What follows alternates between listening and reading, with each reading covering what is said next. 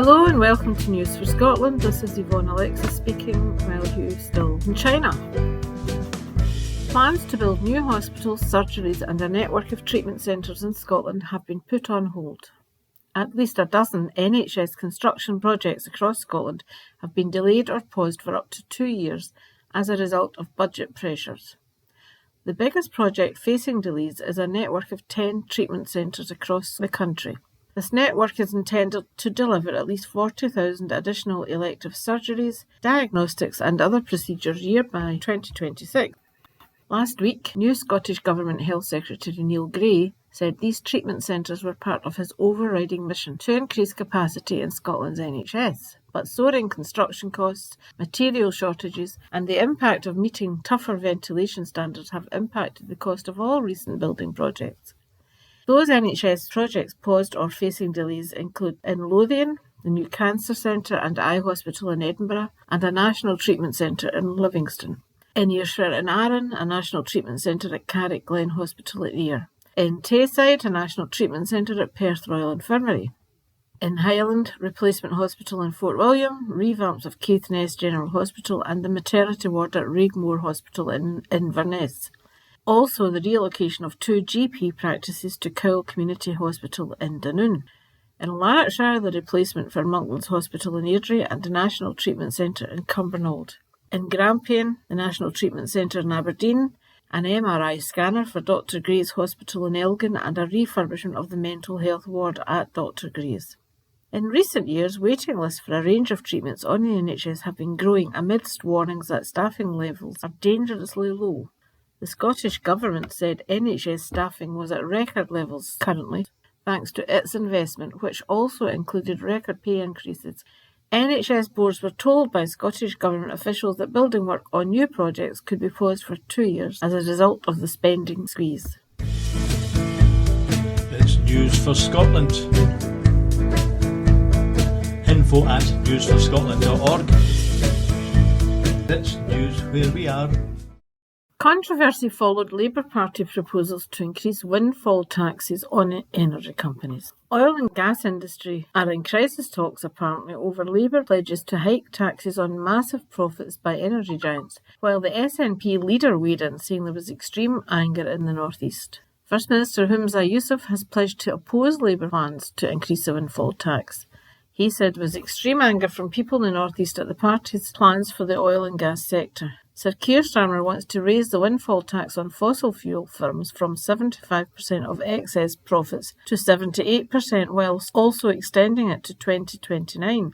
However, the First Minister warned that the policy could sacrifice up to 100,000 jobs in the industry. In a speech at Her Majesty's Theatre in Aberdeen, Mr Yousaf said his party would oppose Labour's aggressive tax plans for the sector, describing them as a bid to plug a financial black hole caused by the party's intention to build new nuclear plants.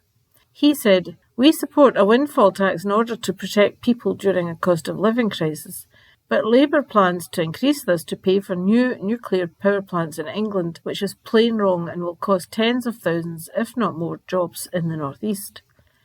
He accused the UK Labour leader of doubling down on austerity with his plans if the party wins the upcoming general election.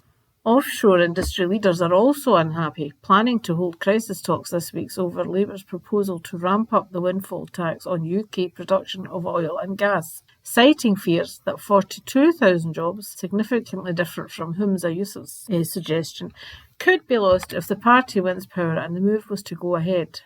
Offshore Energy UK, or OE UK, the leading representative body for the sector, is convening emergency summits with operator and supply chain members at both its Scottish and UK headquarters in coming days. Meetings will occur in London and Aberdeen to discuss the concerns, but in a brief note for its Prosperity Plan policy, the Labour Party confirms its manifesto will propose raising the tax from 75% to 78% and end loopholes in the levy that funnel billions back to the oil and gas giants. It also intends to extend the sunset clause, currently planned for 2028, until the end of the next Parliament. According to the Labour Party, the measures will raise $10.8 billion in the next 5 years. These proposals come as international energy giants have continued to reap record profits from oil and gas, driven largely by instability caused by Russia's invasion of Ukraine. The latest financial results show the three largest producers, Shell, BP and Equinor, between them raked in $42.7 billion in annual profits in 2023, the hottest year on record, which was attributed to climate change. Oil and gas firms operating in the North Sea are taxed differently from elsewhere. They pay 30% corporation tax on their profits and a supplementary 10% rate on top of that. Other firms with profits over $250,000 a year currently pay 25% corporation tax. But oil and gas firms have been able to reduce the amount of tax they pay by factoring in losses or spending on things like decommissioning North Sea oil platforms. As a result, BP and Shell have paid almost no UK tax in recent years. Both firms, in fact, received more money back from the UK government than they paid every year from 2015 to 2020, apart from Shell in 2017. Shell also paid a negative amount of tax in 2021, taking its 2015 to 21 UK tax total to minus £685 million. In January 2023, Shell announced that it would pay UK tax for the first time since 2017. BP, however, paid more money in tax than it received back in 2021, taking its total for the same period to minus £107 million. These figures actually are quite astonishing. So it's perhaps understandable that the Labour Party want to resolve that situation. However, they're not in power yet, and we shall await developments. It seems there's been a little light at the end of the tunnel with regard to Scotland's ferry woes, as the new Caledonian McBrain ferry Glensanach underwent sea trials last week after a lengthy delay of almost 6 years, although it is still not ready to begin operations. Reports of progress were in the main positive, although there are some difficulties with the dual fuel system, and it is not entirely in place.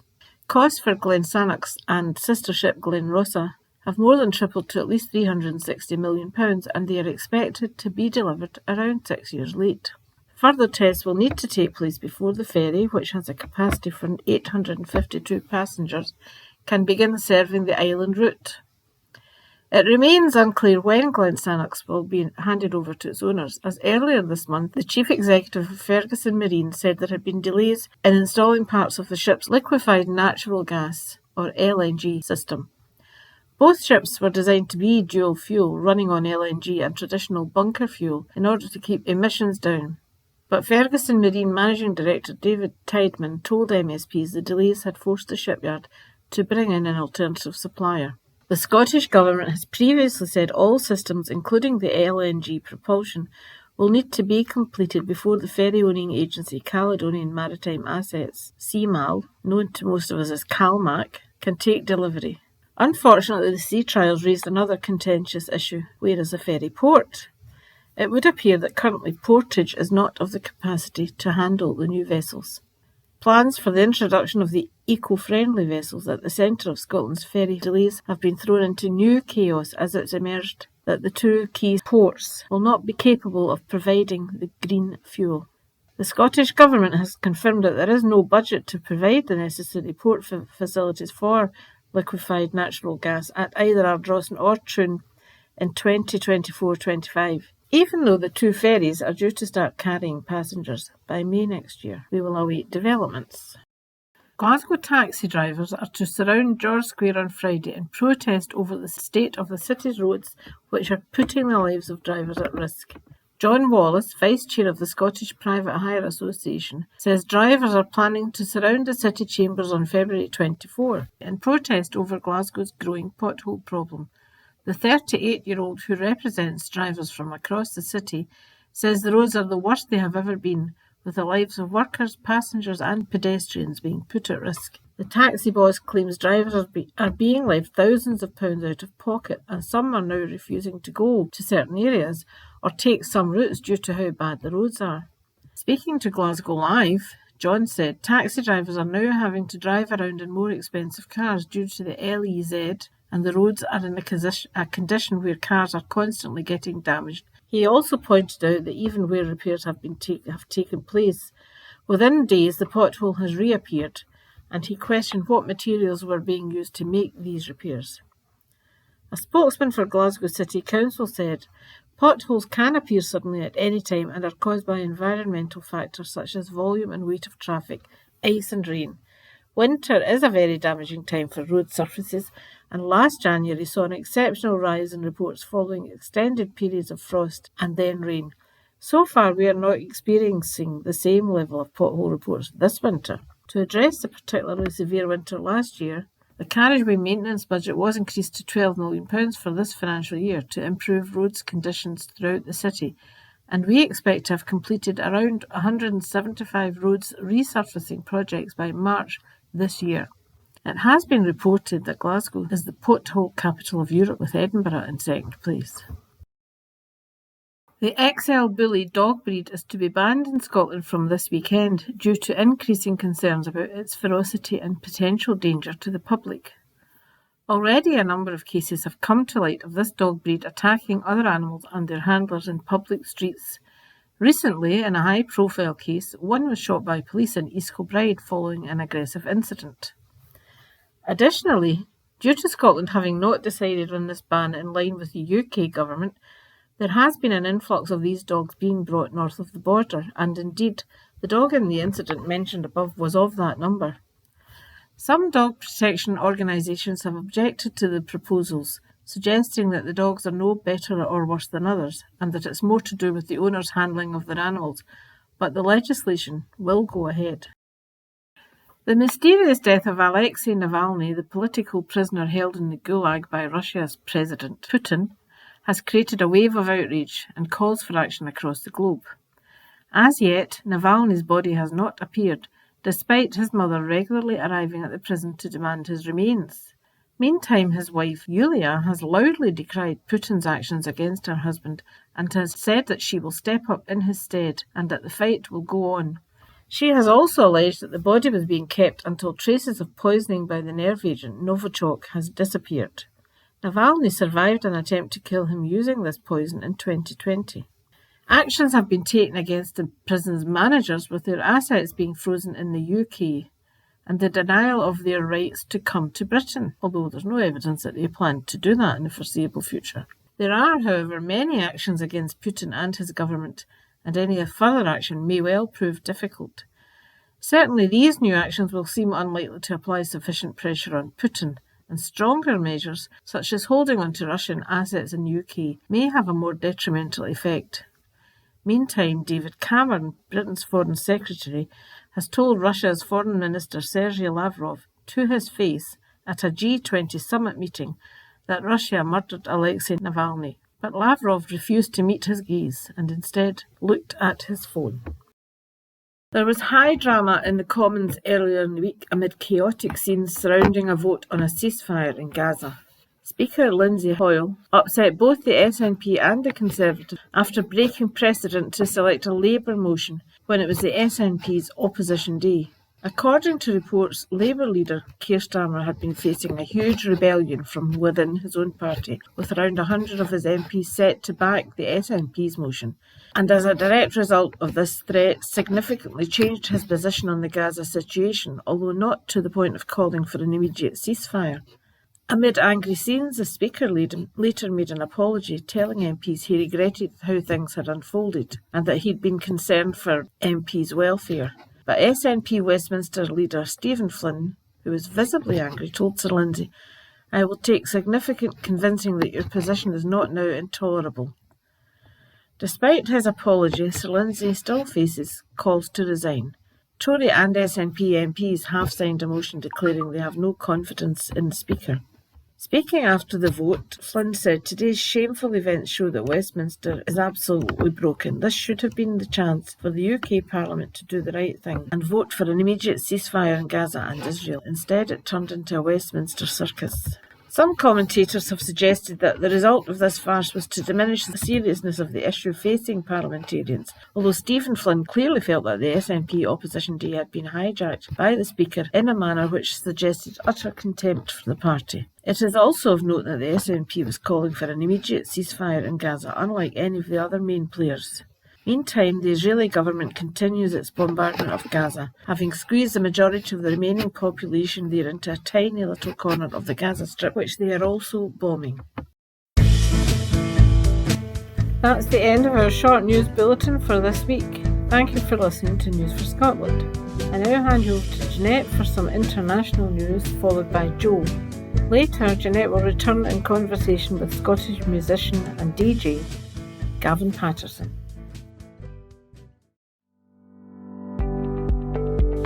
Thanks, Yvonne. So Jeanette Hill here, and the international news we're going to look at today is we're going to look at Ukraine and the American assistance to Ukraine. We're going to look at Donald Trump, again in the US of A. So starting with Ukraine, the Biden administration's request for $60 billion in aid to Ukraine has faced challenges in Congress, particularly from Republicans who have linked the aid to demands for measures to strengthen security on the US-Mexican border. After much negotiation and delay, a bipartisan group of senators unveiled a draft bill on February the 5th, which included significant changes to border policy, but ultimately failed to pass due to opposition from key figures like House Speaker Mike Johnson and former President Donald Trump. Critics of further assistance to Ukraine have raised several arguments, including questioning Ukraine's importance to the US interests, alleging disproportionate US assistance compared to Europe, expressing concerns about corruption in Ukraine, and doubting Ukraine's ability to win the conflict. However, supporters of Ukraine argue against these points, highlighting the importance of Ukraine's stability for Europe and the limited nature of the US aid directed to the Ukrainian government. With Congress's failure to pass the aid bill, attention now turns to potential alternative plans, such as utilising the Excess Defence Articles Act or seizing foreign Russian assets to support Ukraine. However, these options present challenges and require time. Ultimately, the fate of the US assistance to Ukraine hinges on House Speaker Mike Johnson's willingness to act and whether he is prepared to bear the responsibility for potentially undermining Ukraine's defence efforts. Source there was Brookings Institution. So moving on to Donald Trump. The former President Donald Trump is scheduled to stand trial on criminal charges in New York, making him the first former US president to face such charges. The trial is set for March 25th and relates to allegations of hush money paid to porn star Stormy Daniels before the 2016 election. Trump had requested the dismissal of the 34-count felony indictment, but his request was denied by Justice Juan Merchan. The trial could last 5 to 6 weeks, ending in late April or early May. Despite the legal proceedings, Trump maintains his innocence and claims the case is politically motivated. Trump's lawyer argued against holding the trial while Trump is running for president, but the judge dismissed this argument, stating that it was not a legal basis for delay. There are indications that Trump's legal team might seek to move the trial out of Manhattan, where they believe he would face a liberal-leaning jury pool. The case revolves around a $130,000 payment made to Trump's former lawyer, Michael Cohen, to Daniels to prevent her from publicly discussing an alleged sexual encounter with Trump. Cohen pleaded guilty to violating campaign finance laws in connection with this payment. Although this case is seen as less significant compared to others Trump faces, it is still considered important as it pertains to his conduct before taking office. Meanwhile, Trump faces other legal charges, including federal charges related to his attempts to overturn the 2020 election results and separate state charges in Georgia. Despite his legal troubles, Trump remains a leading candidate for the Republican nomination for the 2024 presidential elections. However, opinion polls suggest that his support could be affected if he is convicted in any of his criminal cases. The source for that story is Reuters. It's News for Scotland. info@newsforscotland.org. News for Scotland, it's news where we are. Hello, I'm Joe Murray, and we're now at the Hello Sailor section of this particular newscast as we head off to the deep blue sea. Great news for any potential enemy of the UK. The test firing of a Trident missile from a Royal Navy submarine has failed for the second time in a row. The latest test was from HMS Vanguard while off the east coast of the US. The failure was witnessed by the UK Defence Secretary.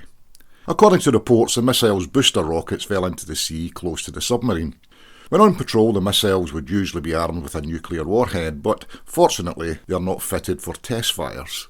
This very expensive failure is highly embarrassing for both the UK and the US manufacturer of the Trident missile.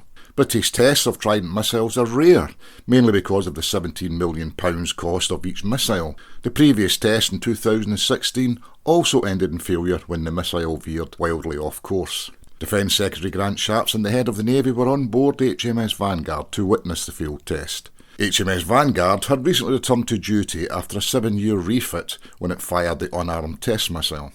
A defence source close to Mr Shapps insisted the Trident could absolutely fire in a real-world situation if it needed to. And remaining on the Great Briny, Scottish Calmac ferries had a 96.4 sailing success rate on all routes yesterday, with 406 journeys taking place. Heavily subsidised by the Scottish Government and with a 95.6% seasonal success rate, Calmac is also, in relative terms, one of the cheapest ferry services anywhere, ranking it among the best in the world. However, if you consider Scotland's mainstream media, you'd be forgiven for not knowing that. And as you will know, and I freely admit this, I am for Scottish independence and I have no time for unionist parties in Scotland. They do not work for Scotland, they work for themselves, they work for those down south, and the union does not work for Scotland anymore either. That is absolutely obvious to me, and to that end, I'm going to talk about something that Dr. John Robertson's newsletters brought home to me this morning. It seems the Herald has dedicated reporters for ferries in Scotland. Dr. John mentions that this reporter had stated in the article, I don't read the Herald, I'm sorry, I just can't read it, but he stated that this reporter had equated the cost of the Glensannox to the GDP of the whole of the USA, which is in the trillions, of course, and the Glensannox costs, $350 million, which is about average for a ferry of that size. Yeah, it took a while. But here's the thing, and here's something, regardless of everything else what happens, when you close industries down, the skills that those industries encompass, if they are not used again within 2 years, say, roughly 2 years, those skills are lost. Now, there's a yard just opening up again after being shut for years, so yeah, things aren't going to work as fast. You need to retrain a lot of people, so that's going to cause delays. It's not the whole reason for it, there are lots of different reasons for it, but that's one you should keep in mind. The loss of skills means you need to retrain people, and you don't do that in 6 months. Not properly, not the skills you need to build ships and various other mechanical infrastructure. Dr. John's quite right to say, if you're going to equate it with anything, you should be equating it with things here in Britain that have happened over the last number of years. And I will do that now. He did mention a few things, so I am looking a wee bit more into the costs and delays of these things. Like Crossrail, 14 billion raised to 19 billion. HS2, 37 billion. Even with the project greatly reduced, the cost has risen to 54 billion. Will it ever be built? Millennium Dome, remember that? £1 billion for what was no more, really, than a big plastic tent. Aircraft carriers, £7.6 billion, built to carry 24 F-35 Lightning II jets. The Queen Elizabeth carries only 8 F-35s, and that's only 30% of its capacity. The HMS Prince of Wales had to enter 8 months of repairs and refitting after severe flooding, and it could not fulfil her duties during joint exercises with the US Navy. Now that is embarrassing. The UK Treasury and the Department for Transport's red tape and dawdling has seriously delayed essential new ferries for Scilly Isles by some years. With original plans set out in 2019, UK Gov's delays mean no work has yet started to replace ageing ferries in the Scilly Isles route. Then there is Private Finance Initiative, or PFI. That was Labour in Scotland's flagship building programme. 16 years after they get kicked out of office, communities and taxpayers across Scotland are still forced to pay the cost of Labour's incompetence and ineptitude. As always, they blame everyone else for Scotland's woes.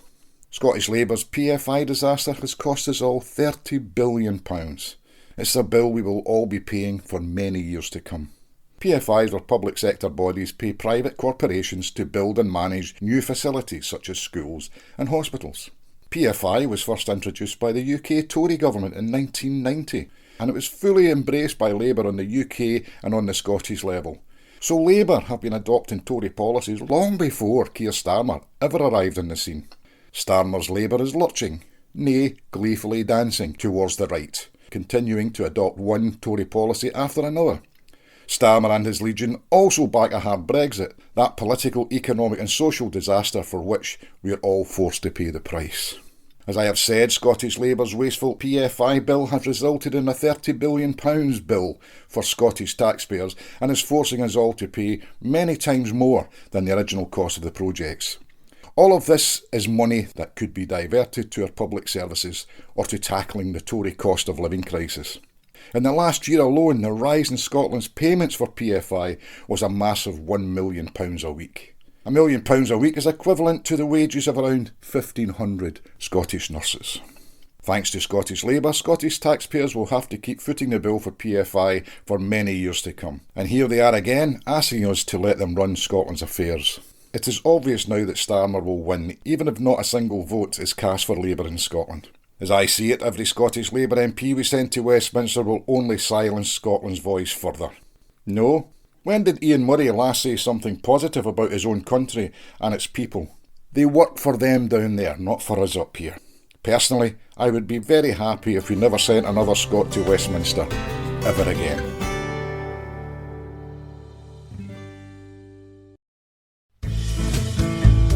It's News for Scotland. Info at newsforscotland.org.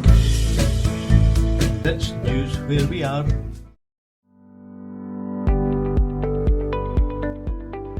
Hi folks, Jeanette Hill here, and I am going to be talking to Gavin Patterson today. Hi Gavin. Hello there. Thank you for joining us today. Good to be here. Do you want to start by telling us how you got interested in music? And music was from my grandfather. My full name is Gavin Weir Patterson. My grandfather was Gavin Weir, so I'm named after Gavin, who was a piano player, just loved his music and had a reasonable collection of records and, probably more important, songbooks.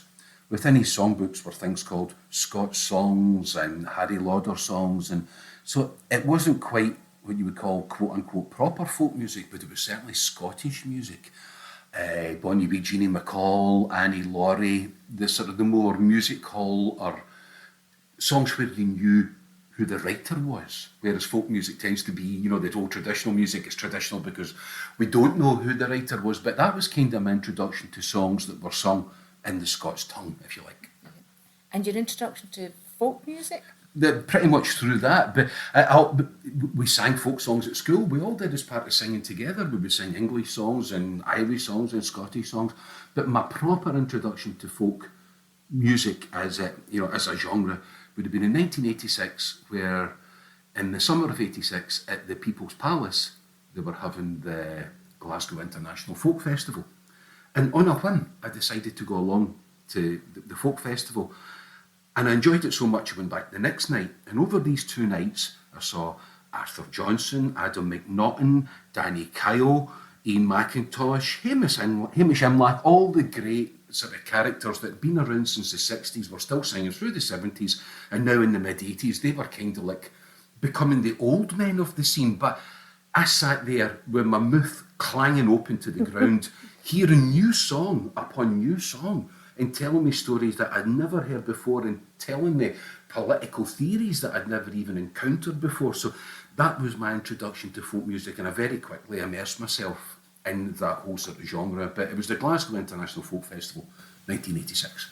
That's really interesting what you said about it telling you stories that you've never heard before, and political theories and things never heard before, because that's my introduction to folk music as well. It's like things like we talked before about Hamish Henderson's song about John McLean. That's how I found out really about John McLean. Do you want to say a little bit more about that, about folk music telling us our, if you like, history? I doubt there'll be very few people of our generation who know John McLean from the history books. Yeah. They'll know John McLean from the cultural outpourings about McLean, whether it's 784's play or all the songs that were written after McLean, and just the general sort of the cultural output was, that's what taught us our history. It wasn't at school. I mean, there's no way you were going to get taught John McLean at a state school in the 1970s. And you could add on to that Thomas Muir, the Highland clearances, so many different things that weren't part of our big picture education, but folk songs certainly opened my mind to all of these things. So I think it's hugely important what we can learn from folk music, and as our mutual friend Fraser Bruce called his last album, Every Song's a Story, which is very much the thing with folk music. There's always going to be a story in there somewhere. Even the Jim McLean song about the McDonald in Campbell. Oh, absolutely. Tragedy. Absolutely. The Massacre at Glencoe, which we've just passed the anniversary, 13th of February. I do believe we're talking now on the 14th. So yeah, that one comes around. But Jim's work is immense. Jim took it upon himself to make himself educated in Scottish history at a time when that wasn't such an easy thing to do. There was one book written in the written before that, but there was one book available in the early 60s, and it was written by a man who had survived the clearances and moved to America, and it was called Gloomy Memories, written in response to Harriet Beecher Stowe's Sunny Memories, which was almost like an Uncle Tom version of the Highland clearances. And these were first-hand accounts of the clearances. This was before John Preble, before any of the historians wrote their history books. Jim took these first-hand accounts, and from that he wrote a series, maybe 5, 6, maybe more songs about the clearances, and all of them have got their roots in this man's first-hand account of what happened to him. Yes. Is one of them that Hush Hush? Yes, indeed. Oh, it's yes, indeed. Yeah, Smile in Your Sleep, and for me the most bleak is that at least in Smile in Your Sleep there's a chance of salvation. That family are waiting for a boat to go to the New World. The family in Shores of Sutherland, they're scavenging for scraps. They know they're going to die. There is no salvation for that family. That's the darkest and bleakest, probably, of all Jim's songs, and that's quite something to say that this is the darkest of Jim's songs, because there is a lot of, necessarily, there's a lot of sort of darkness in these songs, but yes, indeed. Jim McLean is a natural treasure, and he's still with us to this day, and Jim taught us our history long before the historians did. Which I think you've always, in Irish songwriting, you've always got, I feel, a history there of the famine, etc., but we were missing it, if you like. The oral tradition by necessity was huge in Ireland. Aye. And they had to tell their stories through the Shanachies and the storytellers and the songs. We, you could argue, did have some sort of education where it wasn't necessarily banned, although I know that things were banned in Scotland and such. So our stories were passing about a little bit more freely than Ireland, but it is the same theory. It's the same theory. You use the people's song to tell the people's story. Absolutely. And that's your interest in folk music? Yeah, and it's still ongoing to this day. Yeah, I still hear a newish song, which makes me want to investigate something. Absolutely. Yeah. Still telling our stories now, industrial folk songs. Indeed. And, do you want to say anything about your collection? My record collection? Yes, absolutely. I have a fairly substantial collection of records, CDs and books, and I've now started selling them on eBay. Should you wish to look for my page, it's Doobie Music. Doobie as in Doobie Brothers. Doobie Music, all one word. That's the way that eBay make you sort of like brand it. It's just one word of so many so many letters. So it's Doobie Music. I had thought about using a record dealer to sell all my records. That would have been by far the easiest way. If somebody like Magpie or whatever, I use them as probably the biggest of the record dealers. Their thing is they make you an offer for your entire collection. They turn up at your door, they give you, let's say, £500, and they take away your entire collection. They then sell that at hugely, well, at the market value. Let's say they're not inflating the market, but they sell these things at the market value, because you need to take the time to take pictures and describe it and upload. And, you know, every item takes roughly half an hour from start to finish to upload. But I couldn't get a good deal from any of these people. They were almost laughing over the phone when I phoned them. Why do you think that is? When I told them what I thought was a reasonable amount of money. Right. I'll try and make this as quick a story as possible. On the site called Discogs, there's 3 ways to value a record. The lowest value could be a scratched record or a record with no cover. The highest value could be a gold disc, or it could be signed, or a limited edition. So you discount the high value and the low value, and you go for the median value. That's kind of what you work off. I didn't do that when I was talking to the record traders. I looked at the lowest value for mine, which, for talking's sake, let's say it was £5,000 for the lowest value. And I told them I would take half the lowest value, and they laughed at me. They wouldn't even give me half the lowest value for my collection, not half the median value, half the lowest value. They wouldn't even give me that. They wouldn't come to my door. So you really just want people to give it away. As you were saying, people who may have, their dads died, their husbands died, and they're just, they don't know what they've got, and they just come in and... As an alternative to a skip, these people are preferable to a skip, but only just. I then started looking at selling some of my books and some of my magazines, and so I went onto that side of the market, to the more sort of the bibliography side of things, and I found that was exactly the same. Wow. There was a company advertising Q magazine, Mojo magazine, issue number 1 out of stock, issue number 2 out of stock, but telling you what the nominal values of these magazines were. I contacted them and said, I've got all of these. I'll sell you all of them. And they said, no, we're not looking for them. So that made me wonder, well, why are you saying that they're out of stock on your website? It's falsely creating a market. It's either they're sitting on goods, or I have heard, and I can't prove it, I don't have pictures, but I've heard it strong enough to believe it is the case, that some dealers unscrupulously will destroy product to make it more rare and hence more valuable. Wow. They don't care about whether it's a culturally important piece of vinyl or book or whatever. Which is what we've got to remember, isn't it? I mean, people have created these, especially when you're talking about, specific sort of artists and so on. They've created these things, they're works of art, and to destroy them, it's really sort of just wrong, isn't it, really? You know.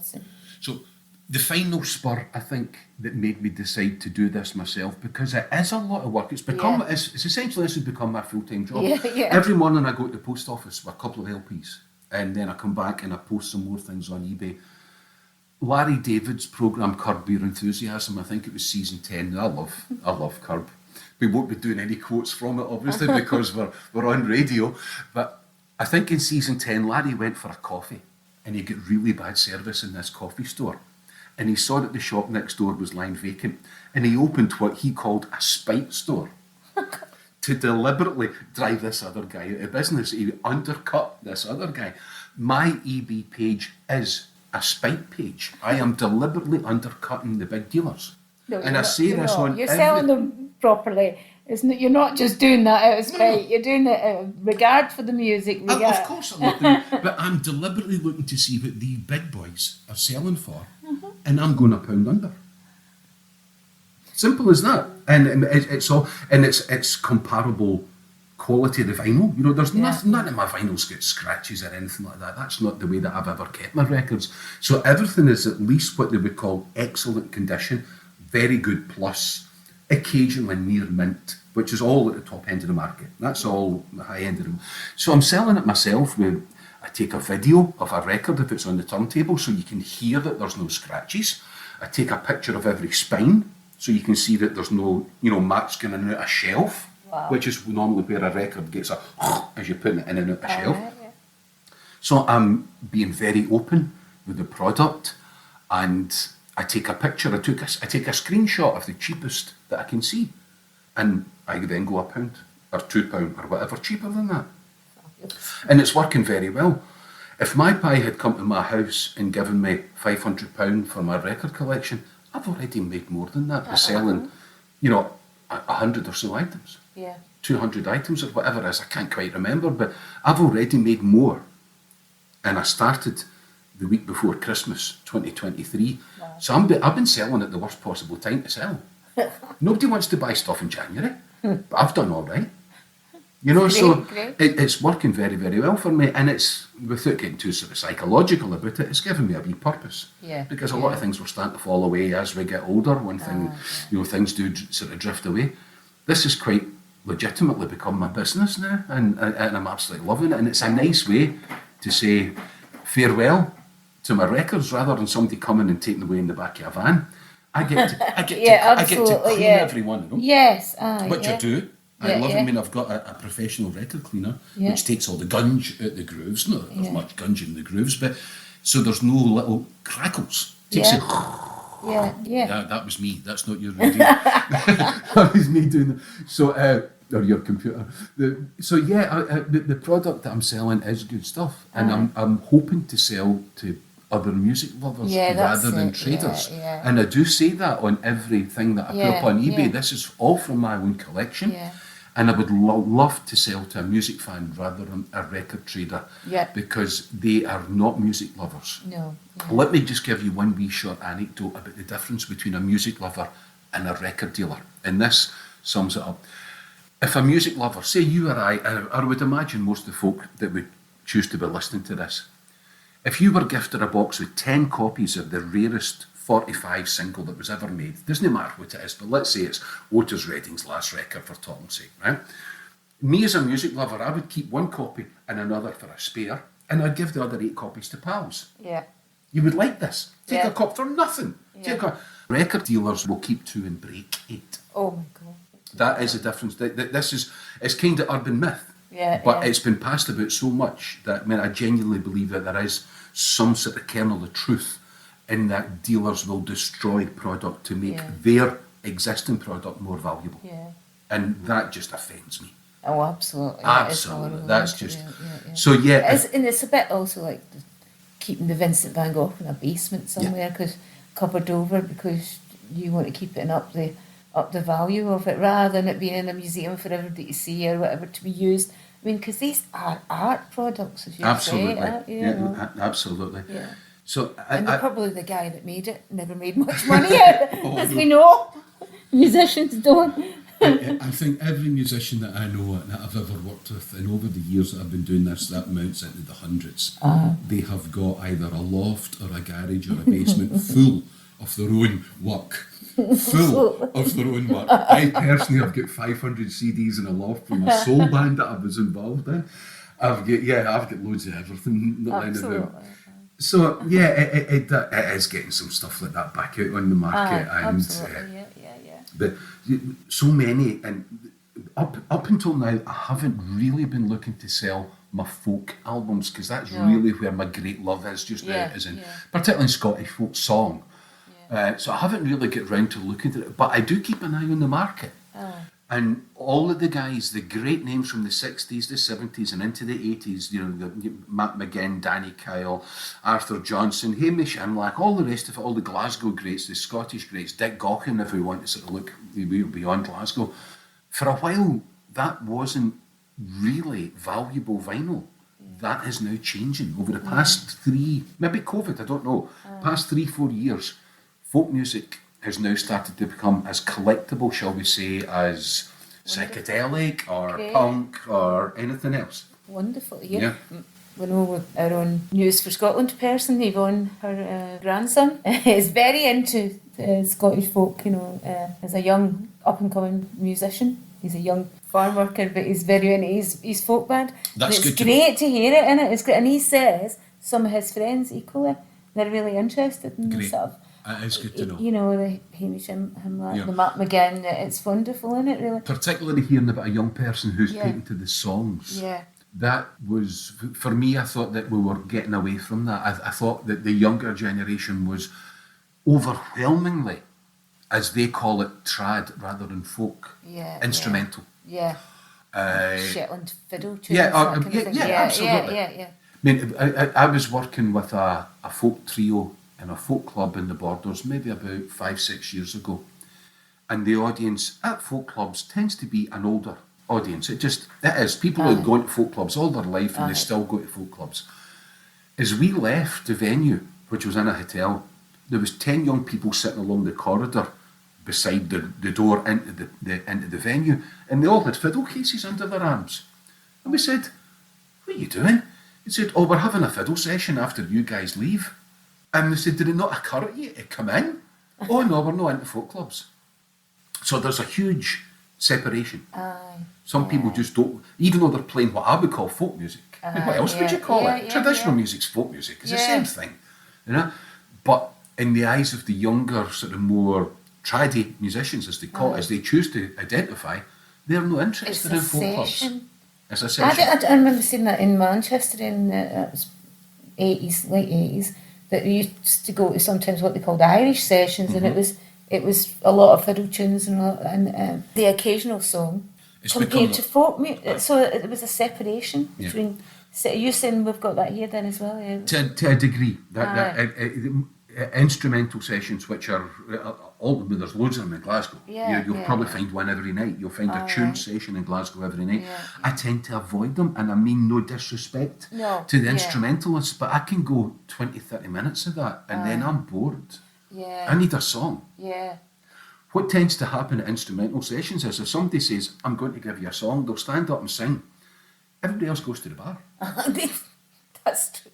That's true, especially when I sing. Yeah, the fiddle players will put down their instruments and go to the bar during the song. So it has to be, and there's loads of singing sessions. I mean, we all know people that run singing sessions, and you could probably say that there's one of them. If not a singing session, an open mic. That type. These have taken over from the folk clubs. If you would want to push yourself through some sort of circuit now and get your face and your music known, you probably wouldn't go to a folk club now. You would go to one of the open mics. And if you were to do the open mic circuit for a month, your name will probably get far better known than it was at the start of the month. That's the way to do it. And yet folk clubs, to me, was where I learned so much about songs and stories and all that sort of stuff, you know. Manchester was mine, as I say. You know. I think folk clubs have become a generational thing. The younger generation didn't take to them at all. There was no new blood come in. Maybe that's changing. Maybe it is. I don't know. Yvonne's grandson, and he says it's round his area. Good. It's an interest in independence, is what he's saying. Right. And that's brought an interest in sort of fairly recent, 60s, 70s Scottish songs. That's an interesting one. The sort of the political climate in Scotland could lead people to the political songs of the past. That's a very interesting proposition, you know, because there's very little. If you think, you know, that's probably not the way to put it. I was going to say there's very little been written in the recent past, but that's not the case. What's different now is there is no mass market for the songs that some. So let's go back to Jim. When Jim was writing these songs, they were being sung on like Decca Records out of London. They were being sung on major labels with national UK distribution. Nowadays, that really doesn't exist. It'll be you'll put it on your own YouTube or your own, you know, your own social media. There is no mainstream as such in any media. You know, there's no mainstream television as such because it's so fragmented. There's no music as part of that. So if someone can make something work, then great. You know, because everything's cyclical. You know, and everything comes back round. But it's nice to think that the songs that were being written by what I call the Bairns of Blythman, all the people that sort of gathered around Maurice Blythman in his house in the Balgrey Hill Road in Springburn. And these people were talking about the very start of folk song in Scotland, and we were talking about Jimmy McGregor, and nobody goes back further than Jimmy. Yeah. You know, and Jimmy, who's still with us, about to turn 94 in about 2 weeks' time. Remarkable Jimmy McGregor. Jimmy and Morris and Hamish and the Norman and Jeannie Buchan, the outpouring that came from them formed the original folk clubs. Yes. They were the mothers and fathers. And I'll mention Marion Blythman. Marion died just last week at age 99. Marion was a true fighter. Marion pretty much invented what we now call special education, special needs education. Yeah. When I was at school, people who had special needs were called remedial pupils. They were sent to a dark corner of the school to sit out their school days. Marion at this time invented special needs education, and for her work in the field, she was offered an establishment gong, something with the word British Empire in it, somewhere along the lines. And if you had known the Blythmans, you would probably know that you shouldn't have made that offer. But before she accepted it, or declined it, she was never going to accept it, we believe that the spooks broke into her house to look for a reason for them to be not awarded, or her not to be awarded this. They And were you think that was attached to her they reckon, Scottish nationalism? Or even, yeah, but Yeah. we're 50s and 60s. Yeah, You know, yeah. the real early stuff, Yeah, you know, the republicanism Yeah, was a big yeah. thing. When Yeah, nobody was yeah, allowed yeah. to criticise the royal family, these people were total Republicans, you know, and reasonable, decent people. You know, it was their positions. They were all teachers. Almost every one of them was out. They were all poets and teachers at the same time. But Marion declined such an honour. Yeah. Should we call it an honour? Marion outlived by Morris by the best part of 50 years, Yeah. which is, when you think about it, it's a terrible thing to have to do. Yeah, But absolutely. Morris died very young. Marion lived to a grand old age. She'd been bedbound for the best part of a year, and then eventually her body gave up on her. But the reason it made me talk about Marion was when I almost said these people were the fathers. They weren't. We have to remember Janie Buchan and Marion and all the other people that were there, very much part of it. Maybe their names didn't appear as often, you know. But Marion Blythman was every much a part of the stuff that Morris did, as what Morris himself was. There's absolutely no doubt about that. So just a wee word in praise of the late Marion. But Jimmy McGregor was a pupil to them. Jimmy was just that wee bit younger than Morris and Marion.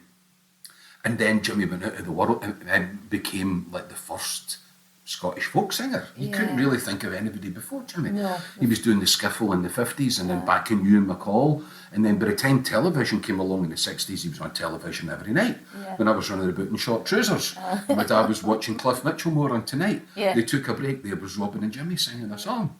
You know? Awesome. So that Sorry, people do think Ewan McCall was, but Ewan McCall's not Scottish. He's from Salford. You know, he had Scottish ancestry. didn't he? Absolutely. So you're right to say it's Jimmy McGregor and Robin Hall.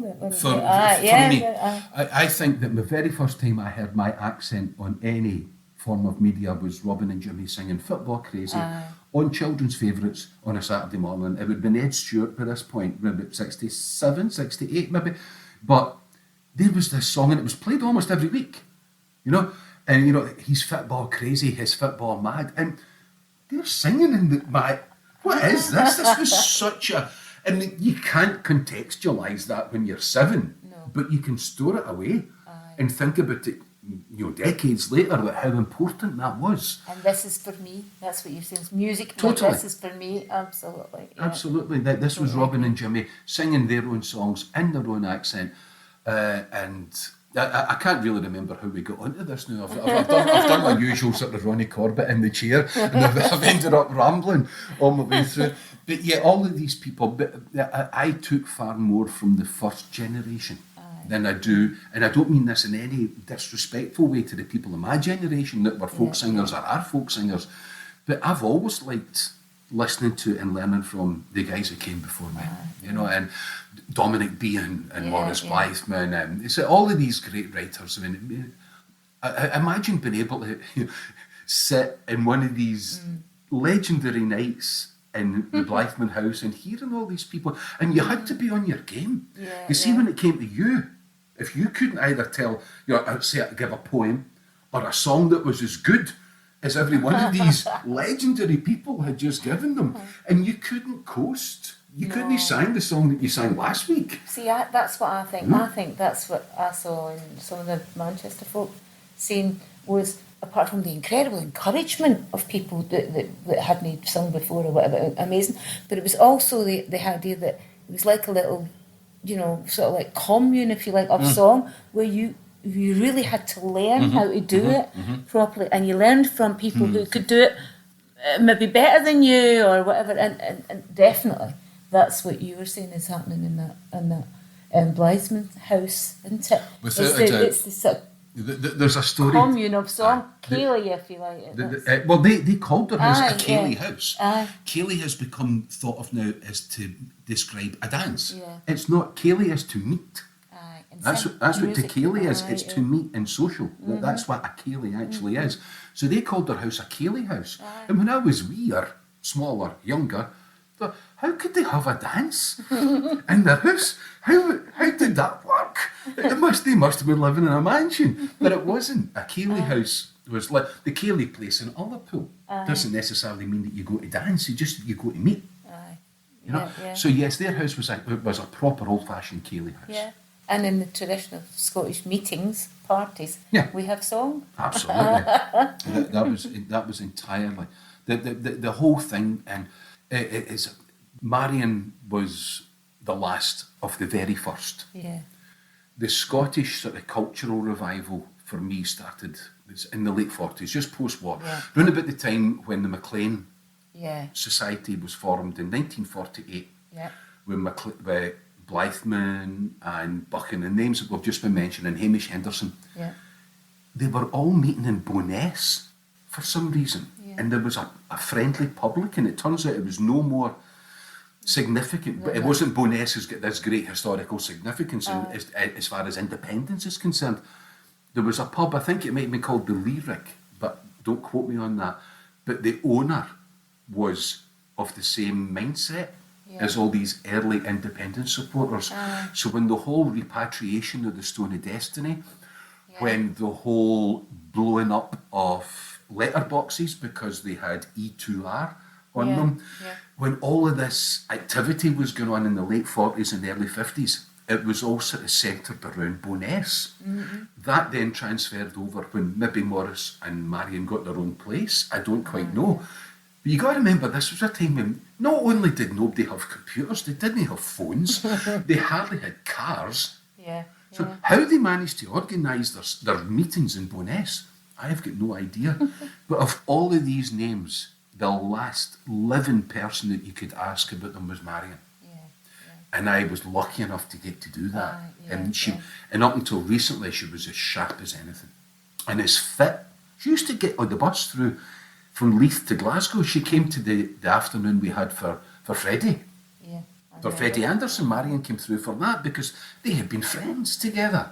They knew each other when they were young, when they were youngsters, sort of thing. And Morris and Freddie were both published in the book called Flowers and Real. So when Marion came through, she got the bus through when she was 93 years old. You know what I mean? I'd be scared to do that now, to get a bus through from Glasgow to Leith. She had no fear. She was an indomitable spirit, and she'll be much missed. And as you say, the last of the first. Yeah. Really the last of the first. As far as that poetry and intellectual movement is concerned, and it was a movement. The same way you can look at other, in France or whatever, that definitely was it. The outpourings of stuff, and I'm not big on poetry, but I know that there was loads of stuff came out from that. Historic, and we should document it. Maybe we will try that. There's play stories. Again. But There's definitely stories to be told. We should document it. Absolutely, it's a bit of recent Scottish history. Really. It needs documenting. Yes, absolutely. And it's important that we remember our song, keep singing our songs, get the young ones to sing them, get new ones added on, because that's telling our story. Absolutely, absolutely. I mean, I would assume that anybody who's taken the time to sit and listen to this is going to be of a roughly similar mindset. If there are any of the old songs that anybody's looking for and you can't find it on vinyl or whatever, then by all means give me a shout. I'm not even trying to sell anything here. I'll make copies. I'll run you off a copy of a Say, Gavin, have you heard? You don't happen to have that old Hamish, that rare Hamish Henderson song, or that rare Maurice Blyton song? Yeah. It is very likely that I do have it. Yeah.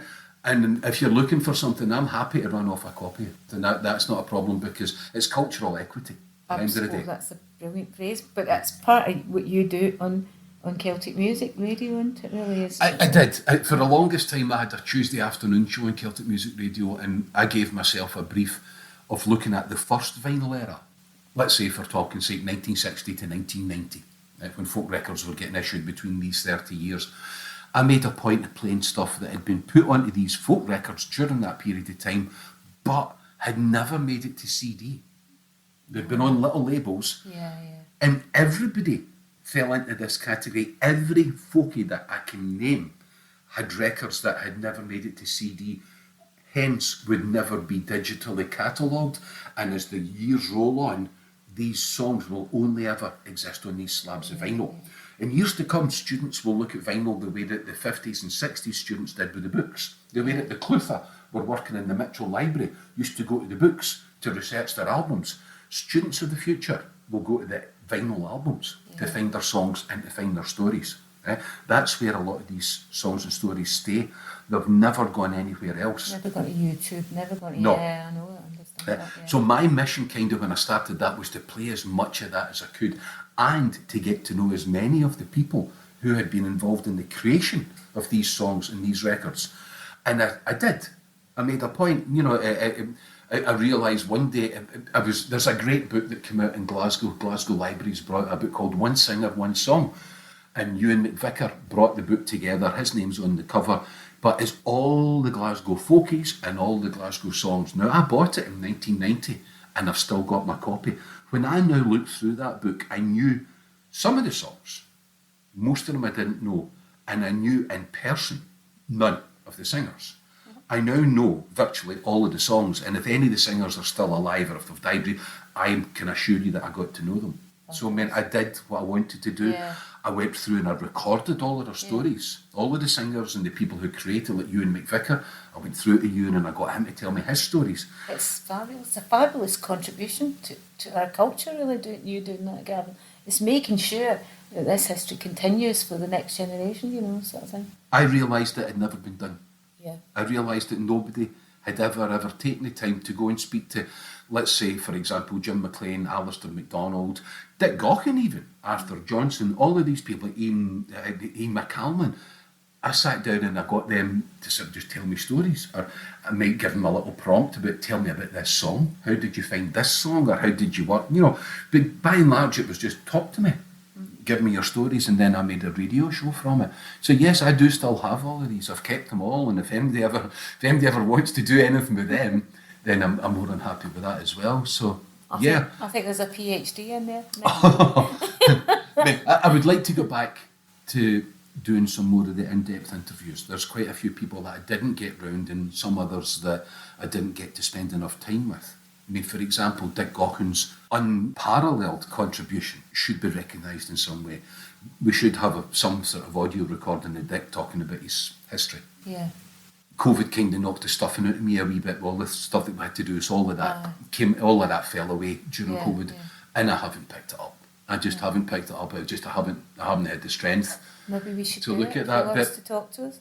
but I do fully intend, and I know that, you know, as always, when you're looking at stuff that has such a long history, then time is the enemy. It's got to get done now. Yeah, it's got to get done. It really does. Right, yeah. So this will maybe be my spur just to get back on the horse, so to speak. On that, I think we'll leave it there, Gavin, but thank you very much. That was great to hear all that, really fabulous. Thanks very much for having us here, and I wish you all on the station all the very, very best. I love what you're doing.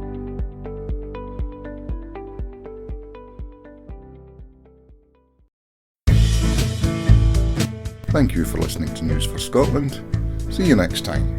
News for Scotland, news where we are.